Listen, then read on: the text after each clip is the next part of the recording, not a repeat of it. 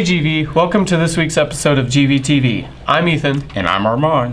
Okay, before we start, I just have one question. Armon, are you doing any spring sports? Yeah, track, duh. I'm gonna be out there hurdling all day long. Well, let's head out to Rylan to see what other sports this spring we'll have to offer here at GVHS. Hey GV, I'm Rylan Childers. As you may know, winter sports are officially over, which means spring sports are now beginning. Let's head out to some players and coaches to see what they have to say about the upcoming season. Now I'm here with Mr. Cleveland, who is one of the track coaches. So, Mr. Cleveland, what are one of the goals you have for this year? Well, this year we always set our sights kind of on winning the MRB conference, and both boys and girls won it last year, which was great. So, of course, we'd like to repeat and defend our conference title. Thank you. Now I'm here with Peyton Van Zant, who is a hurdler for the track team. So, are you excited about this upcoming season? Yes, I'm very excited. Do you have any personal goals you'd like to achieve? I want to make it to state this year. Okay, and do you have any team goals?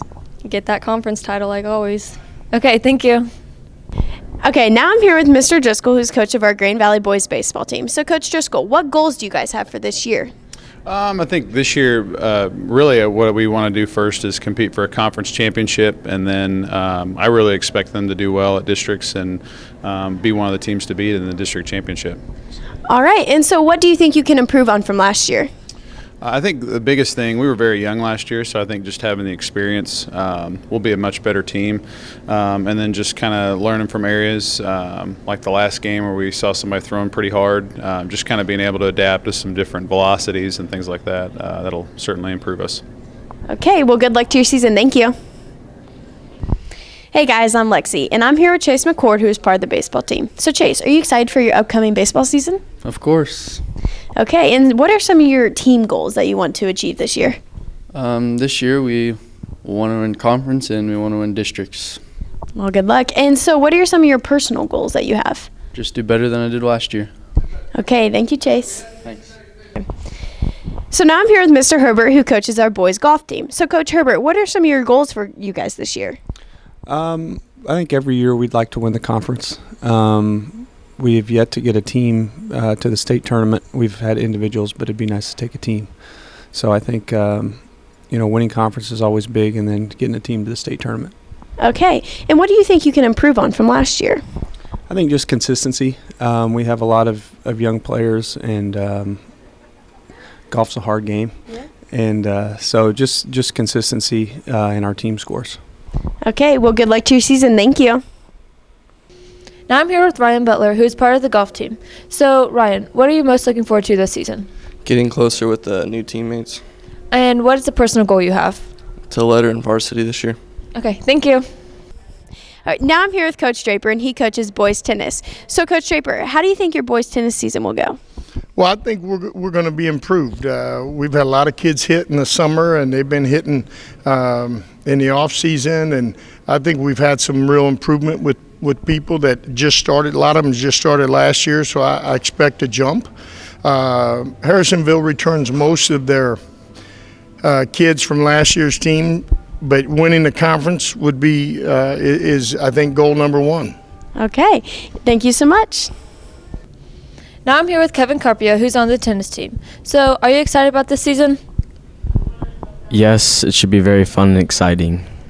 Do you have any personal goals you would like to achieve? Yes, go undefeated this year. And do you have any team goals you would like to achieve? We want to snatch that conference title this year. Okay, thank you.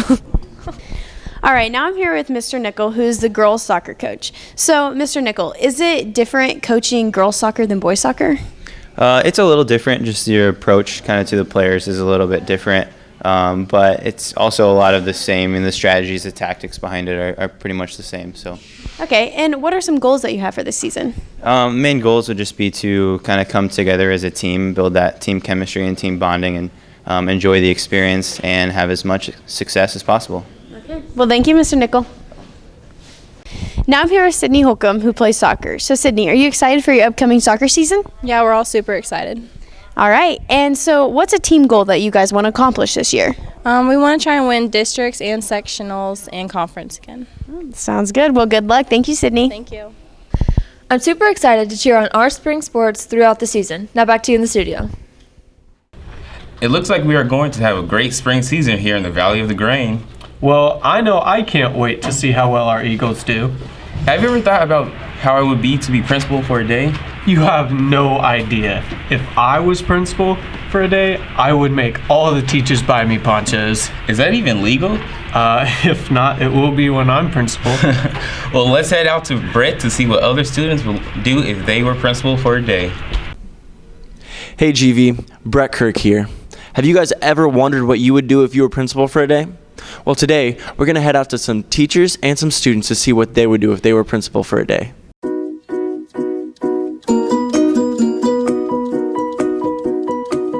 I would probably have a day where the entire student body could connect and meet each other and, I don't know, do social building skills to help relieve some of the tensions between social groups, I guess.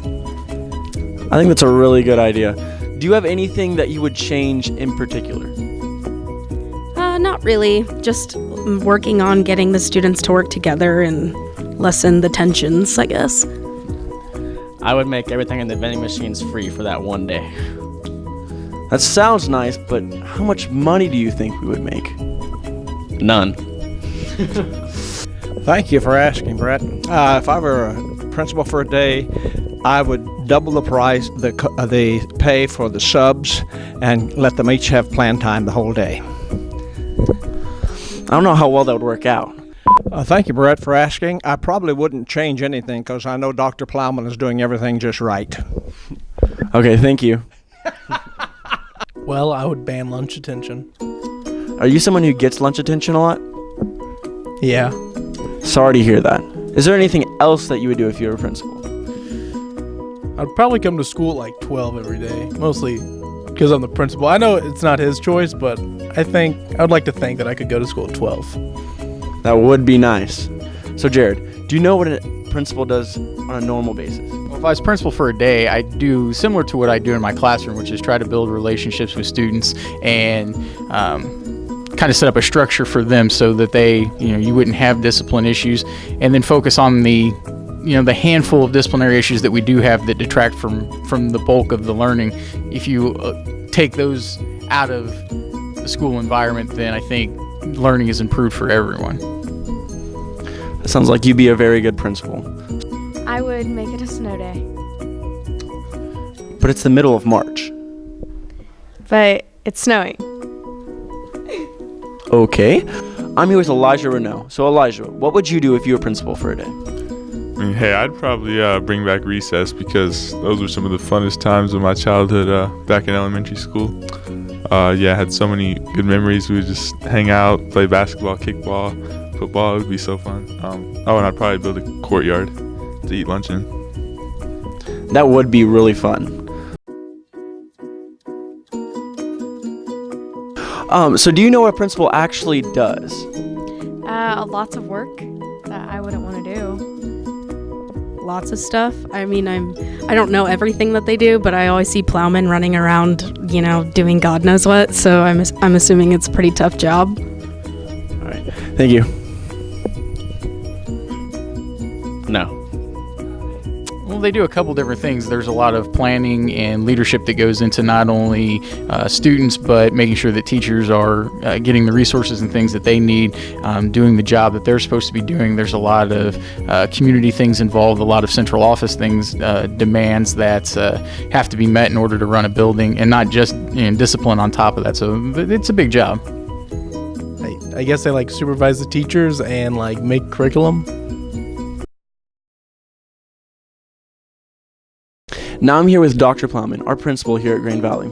So Dr. Plowman, what do you do on a normal basis? Well, it's funny because a principal's job is kind of different every day. A lot of it's kind of the academic paperwork that you do to make sure, like right now we're building the master schedule. So we're trying to place the classes so every kid gets a schedule they want.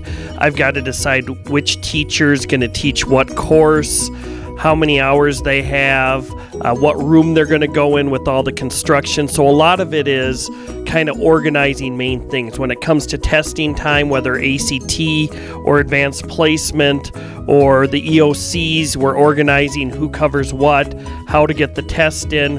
as most people know, I love to analyze data, and I take a look at how we're doing as a school compared to other schools. So a lot of it's kind of that academic side. The other side of it's the day-to-day things that hit high school students. Drama over a posting on social media, or a parent coming in demanding that, their kid get a higher grade in a class. So a lot of it's kind of dealing with the public, handling angry parents, helping kids who are suffering from anxiety, etc. So that's kind of what I do on a day-to-day basis. It really changes every day. Every day I make on my yellow notepad, which a lot of you kids have seen before, I always make a list of what I need to do that day. Very rarely does any of that get touched because of what goes on during the day. That sounds a lot, and it sounds like you care a lot more than people think. So, how does it make you feel that some students feel that you don't do much around here? Any kid is welcome to come up to me. Anybody that you did interview that said they don't think I do much around here, welcome to come up and see me, and they can spend a day with me working. So here's the real question. What would you do if you were president for a day? If I was president for a day, I would probably try to put things together to get our economy on the right track. Sounds like you'd be a pretty good president. Thank you. I'm so glad that students don't run the school on a day-to-day basis, and I appreciate that we have a great principal like Plowman that cares as much as he does. Now back to you in the studio. Man, I'm so happy that some of those kids aren't thinking about being a principal. That could create some problems. Hey Armon, are you on Green Valley Show Choir? I hear that they had a pretty successful trip in Quincy, Illinois the past weekend. No, I'm not, but Meagan and Drake are, and they're out talking with some other members too about how their season went. Let's check it out. Hey Grand Valley, Drake and Meagan here. And at our high school, we have many great activities, one of those being the Green Valley Choir, That includes exclamation and amplified. concert choir, and freshman select. As we are a part of the choir ourselves, we'd like to show you how great it is to be involved with such an amazing group of people. Let's go see what some of our students who are involved have to say about Green Valley Choir. I'm here with senior AJ Montoya, who's a part of exclamation and concert choir. So, AJ, what do you do in both choirs? Well, we prepare for competitions and we sing and dance. Show choir is a super cool experience to have at Green Valley, and it's really fun. Yeah, my experience has been great. I've been in it all 4 years. I've definitely had some great memories made. We went to Nashville my sophomore year, Quincy my freshman and senior year, and my junior year we went to Orlando, Florida, which was actually my favorite. I love that very much. Easily my favorite memory has been traveling to Nashville and Florida with all my good friends that I've shared my passion of singing with for the past 4 years of high school. Probably traveling like on the trips that we go on and making new friends. I definitely have to say Orlando, Florida. It was very fun. I made a video on it. I documented the whole thing, me going through the experience as well as some of my fellow choir members, and so it was really awesome getting to capture that, and I really enjoyed Orlando, Florida. It was so much fun.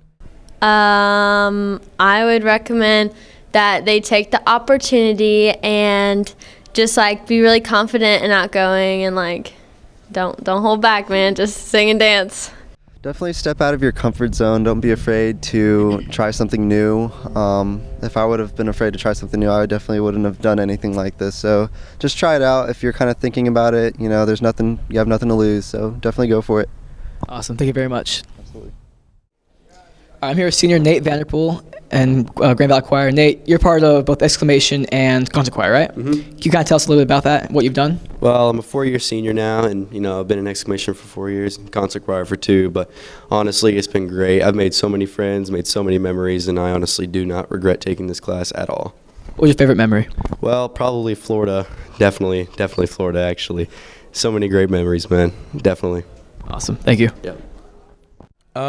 Just have fun with it, like everyone's there for the same reason, so make yourself look like an idiot, like how I do all the time. So yeah, just have fun. And what kind of got you to join choir in the first place? In middle school, I got dared by Cole Snelling and Zach Morales to join choir. In 7th grade, I didn't think it was anything that I would ever do. I got dared into it, and I actually really liked it, and I continued it ever since. This season was definitely a year to remember. So if you're interested in being a part of something amazing, then talk to Mr. Spradley about joining the Green Valley Choirs. But for now, that's all we have for you this week. So, Back to you in the studio. Dang, I really wish I could have been there. I'm already too late to try out for next year, too. Man, that looked really fun. Maybe you can make next year's auditions. Armon, what are you doing? Sorry, man. I just got robots on the mind after the robotics tournament. Robotics had a tournament? Yeah, let's head out to Carsen for some cool information about everything robotics. Hey GV, Carsen Markham here, outside of the robotics room where I'm about to go in and give you an overlook of how robotics works and some information about how they did in last weekend's tournament. Hi, I'm Colin Beal. I'm the captain of the robotics team. I'm Caleb Henry, and I'm the programming captain. I'm Tyler DeHaan, and I'm a freshman at Green Valley. Hello, I am Aaron Story, of the design team captain of the high school robotics club. Hi Colin, and as the captain of the robotics team, what do you do? I do everything. I have designed the robot, built the robot, I swept floors, I've talked to people about the robot. I'm all things to all people. We do all the controls for the robot, so we basically make the robot move. This year we used 2 joysticks controllers and an Xbox. Can you explain to me how, in detail, kind of how the designing process works? Well, we first off began going off and coming up with ideas, and then from there we go and make prototypes, which are actual scale models that will work, and we go from there deciding which path to take, and then we go and we will put it into CAD, computer-aided design, getting all the measurements and all that we need, and then we'll go and build them and actually put them onto the bot. At the competition, I am on the drive team, so I was driving the robot, competing against the other teams. So the robot is supposed to go over sets of obstacles. There's a rock wall, which is like a 4.5 by 4.5 bar it's just this long rod that you have to go over. And there's rough terrain with different varying levels of height and stuff. But it has to go over all of that. And it also has to shoot these balls into a 7-foot tall goal, which is why it has a shooter and the tracks. The arm on the lift are to stabilize the robot when it goes over the obstacles. In the competitions, we are paired up with 2 other robots against 3 other robots to try and score the most points. Crossing 4 defenses twice is called breaching the defenses, and that gives you a ranking point, which is what counts towards your overall rank. And winning by the most points gives you 2 ranking points. So you want to try and win. After that, the people with the most ranking points get to choose their alliances to go into the finals with them, and the winner gets to go to nationals. How is it being on the robotics team? It's a lot of fun. We work really hard all season, 6 weeks to go to competition and watch a robot run. Do you run into any problems as team captain? The biggest problem I run into is not having a job. I'll give everyone else a job, and then I'll run out of jobs for myself to do. There are issues there. We will have issues with talking to each other, getting the full concept across, issues with how things will actually go together when we sometimes go and put them together. That's always an issue. How did you guys do at the competition? We did all right. There's always next year to do better, though. Our robot performed as expected, but we didn't have favorable matchups, so we ended up ranking 46th out of 59. Our designs that we chose were very effective in what we needed to do. We were able to do many of the tasks that we needed, and so yeah, it was pretty effective. Congratulations to the robotics team for a fun weekend, and good luck to them in the future. Back to you guys in the studio.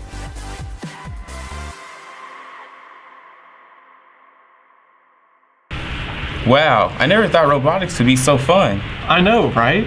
Congrats to the robotics, and thank you, Carsen. I think that's all we have, right? You're right, Armon, that's everything. Don't forget to like us on Facebook and follow us on both Instagram and Twitter at GVHS Eagles Media. And we'll see you next week, GV.